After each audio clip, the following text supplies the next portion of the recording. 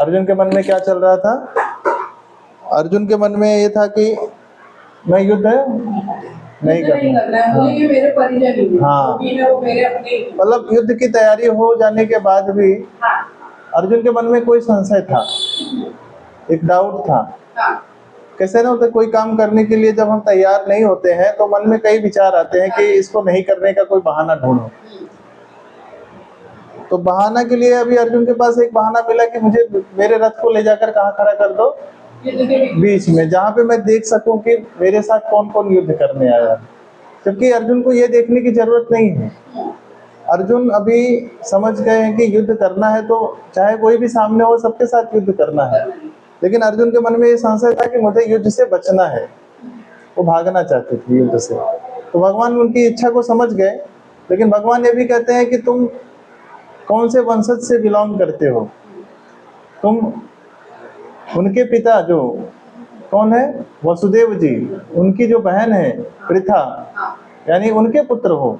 तुम एक अच्छे कुल खानदान से बिलोंग करते हो, तो तुम्हारे लिए ये मन में विचार लाना ठीक नहीं है। तुम एक अच्छे योद्धा हो, क्षत्रिय हो, इसलिए तुम्हें युद्ध से पलायन नहीं करना चाहिए।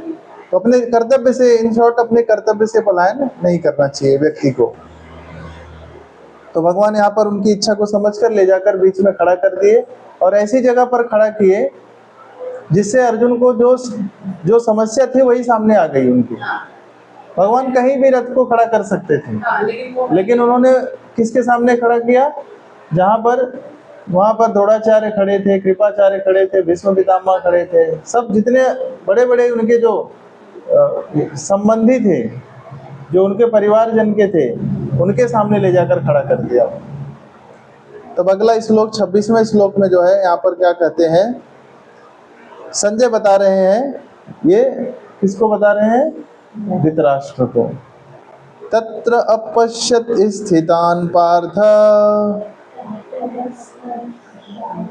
पितृनथ पितामहान् आचार्यान् मातुलान् भ्रातॄन् पुत्रान् पौत्रान् सखीनस्तथा ससुरान् सुहृद च एव सेनयो उभयो अपि। पढ़ो इसको, कौन पढ़ेगा? There Arjun could see within the midst of the armies of both parties, his father, grandfathers, teachers, maternal uncles, brothers, sons, grandsons, friends, and also his father-in-laws and well-wishers. On the battlefield, Arjuna could see all kinds of relatives. He could see persons like Yudhishthira, who were his father's contemporaries, grandfathers, Bhishma and Somadata, teachers like Dronacharya and Kripacharya, maternal uncles like Salya and Shakuni, brothers like Duryodhana, sons like Lakshmana, friends like Ashwatthama, well-wishers like Krutavarma, etc. He could see also the armies which contained many of his friends. मतलब वहां पे जहां पर ले जाकर भगवान ने खड़ा किया, अर्जुन ने वहां किसको किसको देखा? सब अपने शुभ चिंतकों को ही देखा। मतलब इन्हीं के साथ वो क्या हुए थे? पले बड़े थे। हाँ, बचपन तो इन्हीं के साथ में बीता था। कृपाचार्य, भीष्म पितामह, द्रोणाचार्य, हाँ, और शकुनी, शल्य, दुर्योधन, ये सब उनके ही सब संबंधी थे। 27वें श्लोक में तान समीक्ष स कौन्तेय सर्वान् बन्धून् अवस्थितान् कृपया पर्याविष्टो विसीदत्तीदमब्रवीत्। अब अर्जुन कहाँ? When the son of Koti, Arjuna, saw all these different grades of friends and relatives, he became overwhelmed with compassion and spoke thus. मतलब अर्जुन का अभी पहला युद्ध न लड़ने का पहला कारण क्या मिल गया उनको? ये तो सब मेरे अपने ही। कंपैशन क्या है? हाँ, दया आ गई है। दया। अर्जुन को क्या आ गया? दया। ये पहला कारण है अर्जुन का युद्ध नहीं लड़ने प्रभु का। की दया आ ही जाती है तो क्या करें?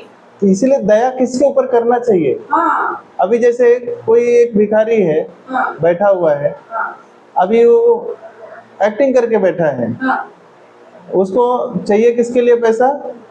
क्योंकि वो नशा करने नशा करने के के लिए। लिए। लेकिन अभी ऐसा एक्टिंग करके बैठा है कि आपको लग रहा है बेचारा कई दिन से खाया पिया नहीं है, हाँ, दया करके दया करके हमने उसको क्या दिया? पैसा दे दिया। अब वो क्या करेगा वो पैसे का जाके? नशा करेगा। है ना? तो प्रभुपाद जी ऐसे दया को क्या बोलते हैं? ये दया नहीं है। हाँ जैसे कोई अगर डॉक्टर किसी बीमार कोई व्यक्ति है, आप ही डॉक्टर है समझिए, आप अगर कोई बीमार व्यक्ति आएगा और वो कहेगा कि वो डायबिटिक पेशेंट है और आपको कहता है कि मुझे डायबिटीज है, लेकिन आप मुझे ये मत बोलिए कि मुझे मिठाई खाना से परहेज करो, तो आप दया करके क्या कहेंगे उसके ऊपर? नहीं करें, दया नहीं करेंगे। फिर नहीं करेंगे ना। दया तुम्हारे लिए। तो आप दया किसके ऊपर कर रहे हैं, वो बहुत सोचने वाली बात है कि आपका दया किस दृष्टि से है। हाँ, तो यहाँ पर अर्जुन जो दया दिखा रहे हैं किसके ऊपर दिखा रहे हैं? नहीं लेकिन अपनों पे भी ऐसे ही अगर लोग करना चाहिए, नहीं करना। नहीं, लेकिन यहाँ पर वही बात है, ये अपने ही तो है, अर्जुन के अपने ही है, लेकिन ये लोगों ने अधर्मी हो चुके हैं अब। हाँ तो अधर्मी होकर अब उनके ऊपर दया दिखाना ये ठीक है क्या? क्योंकि उन्होंने बहुत सारे ऐसे जघन्य पाप किए हैं जो नहीं करना चाहिए। अब उनके ऊपर दया दिखा के छोड़ देना ये ठीक नहीं है। अभी कोई अगर समझो यहाँ पर किसी का एक्सीडेंट कर देता है रोड पे, सड़क पे, और 4 लोग उसको पकड़ते हैं, तो कोई कहता है नहीं छोड़ दो जाने दो उसको। दया दया है क्या वो? दया का बात। क्योंकि उसने 4 लोगों को मार दिया। अभी उसको पुलिस के हवाले करना चाहिए और उसको उसका सजा मिलना चाहिए। तो दया हम किस भाव से दिखा रहे हैं ये बहुत मैटर करता है। तो यहाँ पर अर्जुन जो दया दृष्टि दिखा रहे हैं, अर्जुन का हृदय बहुत अच्छा है, लेकिन दया गलत जगह दिखा रहे हैं। दया दृष्टि नहीं दिखाना चाहिए। इसलिए वहाँ पर अर्जुन का ये दया भाव भगवान भी उनको बताएंगे कि तुम जिसके ऊपर दया दिखा रहे हो, ये लोग दया के पात्र नहीं हैं। ये लोगों ने सभी प्रकार के पाप कर्म किए हैं, चाहे वह किसी को जहर देकर मारने की बात हो, घर को जलाकर किसी को मारने की बात हो, या स्त्री के साथ उन्होंने गलत ये किया, तो उन्होंने आप सबके साथ सबके भूमि हड़प ली, तो आप किस दृष्टि से दया दिखा रहे हो उनके ऊपर? तो दया दिखाने के पात्र ये लोग नहीं हैं। फिर अर्जुन अब यहाँ पर क्या कर रहे हैं? अर्जुन उवाच दृष्टवेमं स्वजनं कृष्ण युयुत्सं समुपस्थितं सीदन्ति मम गात्राणि मुखं च परिशुष्यति। पढ़िए। Arjuna said, "My dear Krishna, seeing my friends and relatives present before me in such a fighting spirit, I feel the limbs of my body swelling and my mouth drying up. Any तात्पर्य man who has genuine devotion to the Lord has all the good qualities which are found in goodly person or in the demigods, where the non-devotees, however advanced he may be in material qualification, by education and culture, lacks in goodly quality. As such, Arjuna, just after seeing his kinsmen, friends, and relatives on the battlefield, was at once overwhelmed by compassion for them who had so decided to fight amongst themselves. As far as the soldiers were concerned, he was sympathetic for the beginning, but he felt compassion even for the soldiers of the opposite party, foreseeing their immense death, and while he was so thinking, the limbs of his body began to quiver, and his mouth became dry. He was more or less astonished to see their fighting spirit. Practically, the whole community, all the relatives of Arjuna had come to fight with him. This overwhelmed a kind devotee like Arjuna. Although it is not mentioned here, still one can easily imagine that not only were Arjuna's bodily limbs quivering and his mouth drying up, but he was also crying out of compassion. Such symptoms in Arjuna were not due to weakness but to his soft-heartedness, a characteristic of pure devotee of the Lord. It is said, therefore. नीचे वाला भी पढ़ना होगी. हाँ, यस्यास्ति भक्तिर् भगवत् किंचना सर्वगुणे सत्र समासते सुरा हरा भक्तस्य कुतो महत्तृणा मनोरथे नासति धावतो बहि. One who has unfitting devotion for personality of Godhead has all the good qualities of the demigod. But one who is not a devotee of the Lord has only material qualifications that are of little value. This is because he is hovering on the mental plane and is certain to be attached by the glaring material enemy. ये श्लोक में अर्जुन ने जैसे ही अपने संबंधियों को देखा तो क्या हो गया, उनका शरीर कांपने लगा और उनका गला और मुंह सब क्या हो गया, सूखने लगा. यहाँ पर प्रभुपाद जी बता रहे हैं पहले ही पैराग्राफ में कि जो भक्त होता है उसमें देवताओं के गुण या भगवान के गुण पाए जाते हैं जो भक्त होता है, और जो भक्त नहीं है उसमें आसुरों के गुण पाए जाते हैं, राक्षसी गुण प्रवृत्ति पाई जाती है. अभी देवताओं के और भगवान के गुण क्या है? भगवान और देवता का यही सबसे बड़ा गुण है कि ये कंपैशनेट होते हैं, ये दूसरे के ऊपर क्या दिखाते हैं, दया दिखाते हैं. जो व्यक्ति दया नहीं दिखा सकता किसी के प्रति, ये गुण मतलब बताता है कि ये देवता या मनुष्य नहीं है, ये राक्षस है, क्योंकि राक्षस लोग जो है वो दया नहीं दिखाते. लेकिन ये भक्ति का लक्षण है जो अर्जुन का ये दिख रहा है कि वो दया दिखा रहे हैं. इतने के बावजूद अगर कोई किसी की पत्नी के साथ ऐसा अत्याचार करे, कोई किसी का जमीन हड़प ले, कोई भाइयों को मारने का इतना प्रयास करे, कोई किसी व्यक्ति के ऊपर दया दिखाएगा? लेकिन अर्जुन फिर भी दया दिखा रहे हैं. इसका मतलब है कि अर्जुन शुद्ध भक्त है. प्रभुपाद जी यहाँ पर यह बताना चाहते हैं कि अर्जुन हृदय की दुर्बलता के कारण नहीं बल्कि भक्ति के कारण ये दया भाव उत्पन्न हो रहा है, जबकि हर एक भक्त में दया होता है. आप सब जानते हैं कि जब द्रौपदी के पांचों पांडवों के जब उनको पुत्रों को मार दिया गया, जब ये अश्वत्थामा ने उनको सोए हुए रहे थे तब सबको मार दिया, तब भगवान ने अर्जुन को कहा कि तुम अश्वत्थामा को ढूंढ के मारो उसको. तो अश्वत्थामा को ढूंढने के लिए अर्जुन ने प्रतिज्ञा ली और द्रौपदी ने यह प्रतिज्ञा ली कि मैं जब तक अश्वत्थामा के खून से स्नान नहीं करूंगी तब तक मैं ये संकल्प नहीं लूंगी, तब तक मैं ऐसे ही रहूंगी. और अर्जुन को कहा था कि तुम मेरा ये संकल्प पूरा करोगे. तब जो है जब अर्जुन ढूंढ कर लाए अश्वत्थामा को, अर्जुन ने अश्वत्थामा को लाकर द्रौपदी के सामने पटक दिया कि तुम अब इसका मैं गला काट देता हूँ और इसके खून से तुम स्नान करो. और इसके बाद जैसे ही उन्होंने तलवार निकाली मारने के लिए अश्वत्थामा को, द्रौपदी ने रोक लिया. मेरे तो बच्चे गए, ये भी किसी का बच्चा है. उन्होंने रोक लिया और कहा कि मत मारो इसे, क्योंकि ये भी तो किसी माँ का बेटा है. आखिर में ये हमारी गुरु माँ का बेटा है, द्रोणाचार्य के पुत्र है ना वो.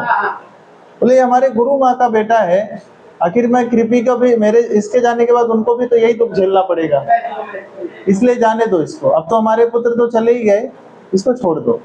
भगवान जबकि कह रहे हैं कि इसको मारो, युधिष्ठिर महाराज और अर्जुन कह रहे हैं छोड़ दो, लेकिन भीम और भगवान कह रहे हैं कि मारो इसको.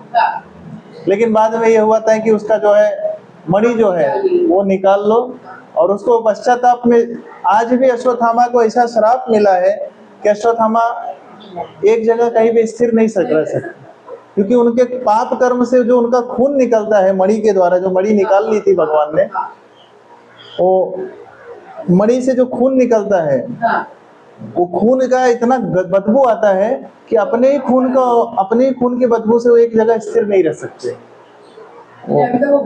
हाँ, भुगत रहे हैं. हालांकि भविष्य में जो है वो एक मनवंतर में मनु बनेंगे वो, लेकिन अभी तक उनका देखिए पाप का प्रायश्चित कर रहे हैं.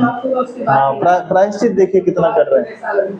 तो कहने का तात्पर्य यह है कि ये लक्षण जो है उनको भगवान कहते हैं कि ये भक्तों का लक्षण है कि भक्त में सब सद्गुण पाए जाते हैं, लेकिन अभक्त जो होते हैं उनमें ऐसे गुण नहीं पाए जाते हैं. वो किसी के ऊपर दया नहीं दिखाते हैं, वो स्वार्थी होते हैं. लेकिन यहाँ पर अर्जुन देखिए कि अपना सब कुछ भूल कर वो देख रहे हैं, कह रहे हैं कि नहीं, मुझे इनका देखकर मुझे ऐसा गला सूख रहा है और मेरे रोंगटे कांप रहे हैं।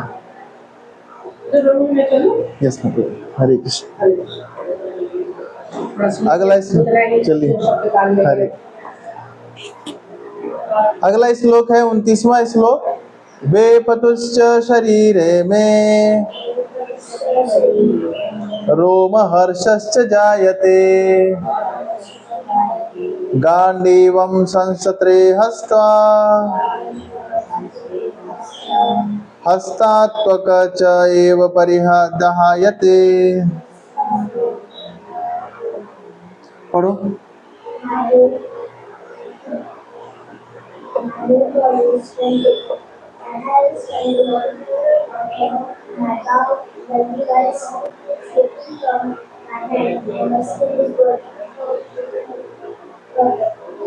There are two kinds of world and two kinds of science or object such technology abroad either in great sculpture, density, or out of great fear under material conditions. There is no fear in transcendental realization as we see science in this situation are out of material fear, being the loss of life. This is evident from other cyclones also important that his famous vow was taken from his mind. For his heart was burning to the he was in the burning cessation escape. All are those who a material concept life. अभी यहाँ पर क्या कर रहे हैं, अर्जुन का शरीर कांप रहा है और शरीर कांपने के साथ साथ उनके रोंगटे खड़े हो गए हैं। और उसके बाद क्या हो रहा है, उनका जो गांडीव जो धनुष है वो हाथ से क्या हो रहा है, ध्यान से सुनो। उनका गांडीव जो धनुष है वो क्या हो रहा है, उनके हाथ से। मतलब अर्जुन जो है अपने गांडीव को कभी छोड़ नहीं सकते, लेकिन आज ऐसी सिचुएशन आ गई है कि उनको पकड़ नहीं पा रहे हैं। उनको जो कंट्रोल उनका था वो कंट्रोल भी उनका खत्म हो रहा है। इसे क्यों होता है, तो प्रभुपाद जी कह रहे हैं रोमांच शरीर में दो प्रकार से आते हैं। एक रोमांच आता है भौतिक तरीके से, रोंगटे खड़े हो जाते हैं, शरीर में कंपन होता है। ये सब क्यों आता है, भौतिक भय के कारण, भौतिकता के डर के कारण, डर की वजह से ऐसा होता है। और दूसरा कारण क्या होता है, दूसरा कारण होता है आध्यात्मिक जो लक्षण होते हैं। आध्यात्मिक व्यक्ति जब ज्यादा प्रसन्न हो जाता है, आध्यात्मिकता में ज्यादा सरोवर हो जाता है, तब ऐसे लक्षण प्रकट होते हैं। इसको बोलते हैं अष्टविकार। अष्टविकार लक्षण होता है। रोमांचक, रोम खड़े हो जाते हैं, शरीर कंपन करने लगता है, वाणी में जो है अवरुद्ध हो जाता है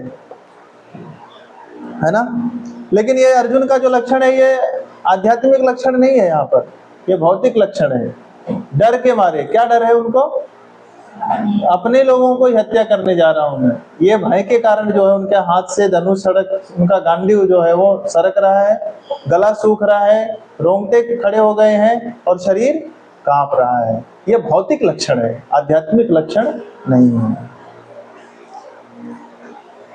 न च शक्नोमयस्थातुम् भ्रमतीव च मे मनः निमित्तानि च पश्यामि विपरीतानि केशव। पढ़ो। I am now unable to stand here any longer. I am forgetting myself and my mind is dim. I see only causes of misfortune, O Krishna, killer of Keshavan. Due to his impatience, Arjuna was unable to stay on the battlefield, and he was forgetting himself on account of the weakness of his mind. Excessive attachment for material things puts a man in such a bewildering condition of existence. Vidya, Vidhi,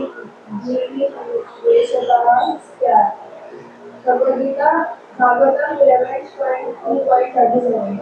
Such carefulness and loss of mental equilibrium takes place in persons who are too affected by material conditions. As Arjuna impersonate only painful regards in the battlefield, he could not be happy even by gaining victory over the foe. The word Nimittani are significant. When a man sees only frustration in his expectations, he thinks, why am I here? Everyone is interested in himself and his own welfare. No one is interested in himself. Arjuna is showing ignorance of his real self-interest, self-interest by Krishna's view. Once a real self-interest lies in Vishnu or Krishna, the conditioned soul forget this and then work upon material things. Arjuna thought that his victory in the battlefield would be only cause of lamentation for him.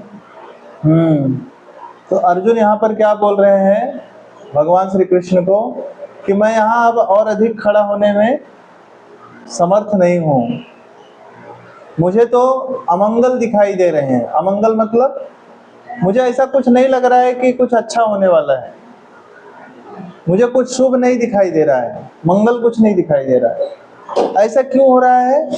क्योंकि एक व्यक्ति जब ये सोचता है कि आज जो परिस्थिति मेरे सामने आई है इसका कारण एकमात्र मैं हूं, तो अर्जुन की परिस्थिति ऐसी उन्होंने मान ली कि आज अगर मैं यहाँ युद्ध लड़ने के लिए आया हूं तो सब जो कुछ नुकसान होने वाला है, युद्ध में जो लोग मरेंगे, इसका एकमात्र कारण कौन है? मैं हूं। लेकिन ये नहीं समझ पा रहे थे कि तुमको निमित्त बनाया किसने है, तुमको निमित्त किसने बनाया है? भगवान ने बनाया है। भगवान चाहते हैं कि तुम युद्ध करो और इनको जो आतताई है, जो दुराचारी हैं, जो ये लोग पापी दुष्ट राजा हैं, इनका वध करो। लेकिन जब व्यक्ति स्वार्थी हो जाता है, ज्यादा आसक्त हो जाता है किसी चीज में, तो उसको बाकी चीजें नहीं दिखाई देती है, वो केवल यही सोचता है कि ये सबका कारण मैं ही हूँ।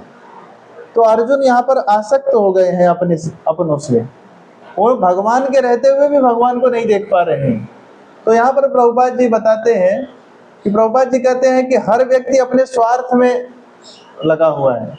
सबको अपना परिवार, अपना समाज, अपना बच्चा, अपना धन दौलत, ऐश्वर्य, संपत्ति, भगवान के लिए किसी के पास कोई सोचने के लिए समय नहीं है, भगवान के बारे में कोई सोचता ही नहीं है।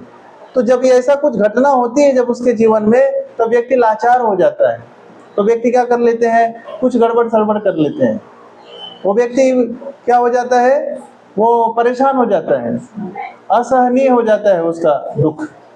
लेकिन व्यक्ति वही, प्रभुपाद जी कहते हैं, अगर व्यक्ति थोड़ा भगवान के लिए अगर वो करे, यहाँ पर लिखा है ना, मनुष्य का वास्तविक स्वार्थ तो विष्णु या कृष्ण में निहित है। बद्ध जीव इसे भूल जाता है, इसलिए उसे भौतिक कष्ट उठाने पड़ते हैं। अर्जुन ने सोचा कि उसकी विजय केवल उसके शोक का कारण बन सकती है। जब व्यक्ति भगवान को भूलकर केवल अपनी दुनियादारी में लग जाता है, तब उसको ऐसे दुख आते हैं जीवन में। जब एक समय ऐसा आएगा, उसको लगेगा कि मेरा जीवन तो अब बेकार हो गया, मैं कुछ नहीं, किसी काम का नहीं, कोई सब खत्म हो गया है। लेकिन अगर व्यक्ति भगवान से जुड़ा रहता है तो उसके जीवन में कुछ भी हानि लाभ जैसा कुछ नहीं होता। अगर हानि भी होती है तो भी उसको क्या मानता है? वो भगवान की इच्छा नहीं थी इसलिए नहीं मिला। और अगर लाभ होता है तो उसको भगवान की सेवा में लगाता है। उसको लगता है कि जो लाभ मुझे प्राप्त हुआ है किसकी इच्छा से हुआ है?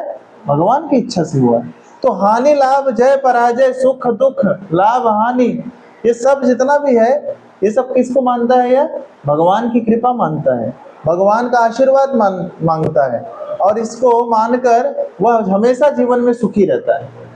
लेकिन भौतिक परिस्थिति से जुड़ा हुआ व्यक्ति, जो भौतिक चीजों से आसक्त है, वह कभी हानि होगा तो उसको क्या मानेगा? ये तो मैं विपत्ति का कारण बन गया, मेरे वजह से ऐसा हो गया, या इसकी वजह से ऐसा हो गया, और उसमें वो डिप्रेशन में चला जाता है, एंजाइटी में चला जाता है, टेंशन में चला जाता है, फ्रस्ट्रेशन में चला जाता है। लेकिन जब लाभ होता है तब क्या करता है? ज्यादा प्रसन्न हो जाता है। उसमें भी वो कुछ गड़बड़ सड़बड़ कर देता है, वो भी उसमें इतना ज्यादा कभी कभी खुश हो जाता है कि कभी कभी बड़ा नुकसान कर देता है, किसी का नुकसान कर देगा या स्वयं का नुकसान कर देता है ना, गलत कार्य कर बैठता है। तो हानि और लाभ में भगवान इसीलिए कहते हैं, आगे के श्लोक में आएगा दूसरे अध्याय में, कि मात्र स्पर्शातु कौन्तेय शीतोष्ण सुख दुःखदा आगाम पायिनो नित्यस्य Thanthi तिच्छस्व Bharat.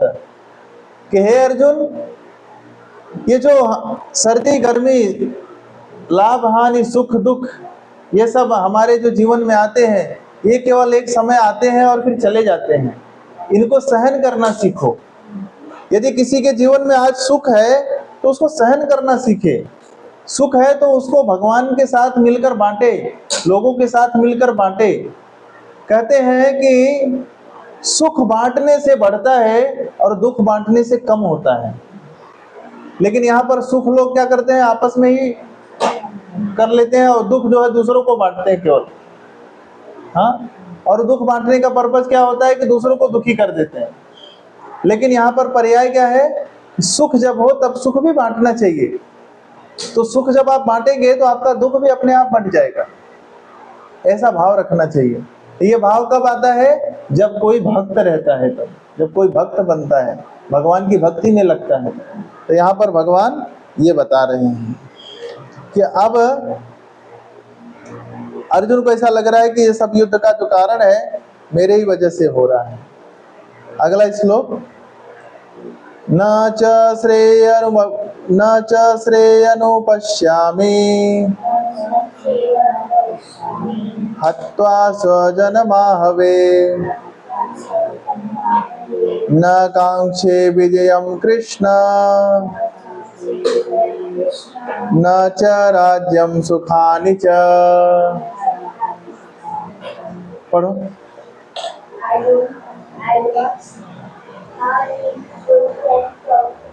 Can come from a instant in this battle. Nor can I decide any substitute in the happiness. Without knowing that one's self-interest is Vishnu or Krishna, the nation's souls are attacked by bodily relationships, coming to be happy in such situations. In such a blind assumption, right? Where forgot even the process of the happiness. Arjuna appears to have even forgotten the moral qualities of the Kriya. It is said that you can't talk when the Kriya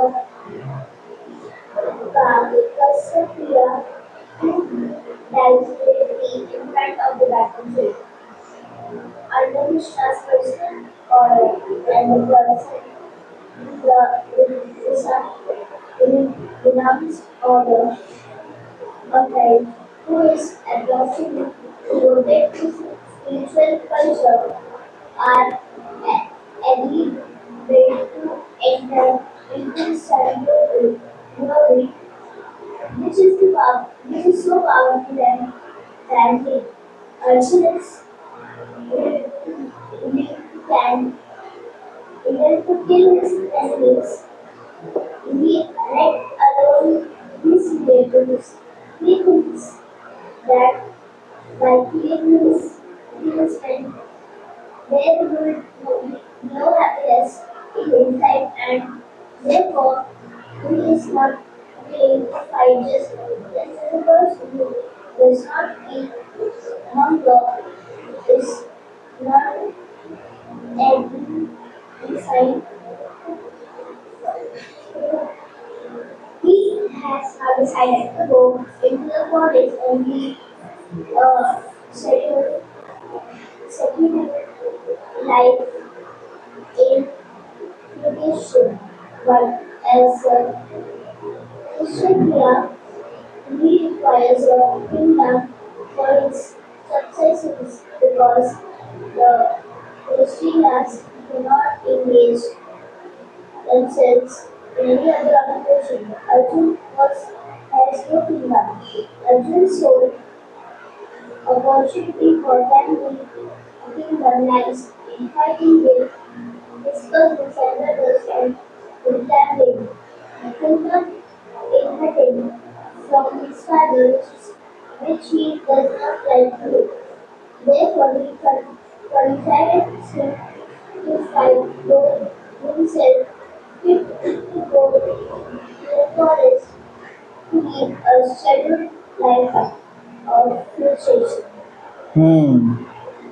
अभी यहाँ पर अर्जुन क्या कर रहे हैं कि हे कृष्ण, इस युद्ध में अपने ही स्वजनों का वध करने से न तो मुझे कोई अच्छाई दिखती है और न मैं उससे किसी प्रकार की विजय, राज्य या सुख की इच्छा रखता हूँ। तो प्रभुपाद जी तात्पर्य में बताते हैं कि मनुष्य यह भूल जाता है कि उसका जो स्वार्थ है, असली में लोग सोचते हैं मुझे भगवान की पूजा क्यों करनी चाहिए या भगवान को क्यों मानना चाहिए, भगवान को मानने से मुझे क्या मिलने वाला है। तो वास्तव में भगवान को मानने से भगवान का मान सम्मान नहीं बढ़ने वाला, या न मानने से भगवान का मान सम्मान खत्म होने वाला है। भगवान को आप मानो या न मानो, भगवान का अस्तित्व तो है, रहेगा और पहले से ही था। भगवान का अस्तित्व खत्म नहीं होता है। कोई अगर कहता है कि मैं भगवान को नहीं मानता हूं, तो मत मानो, और भगवान का अस्तित्व खत्म, भगवान आपको कभी बताने वाले आए कि आप मुझे मानो, ऐसा नहीं। असली में भगवान को मानने के पीछे कारण यह है कि अगर आप भगवान को नहीं मानोगे तो हमेशा दुखी रहोगे, क्योंकि आपका स्वार्थ है।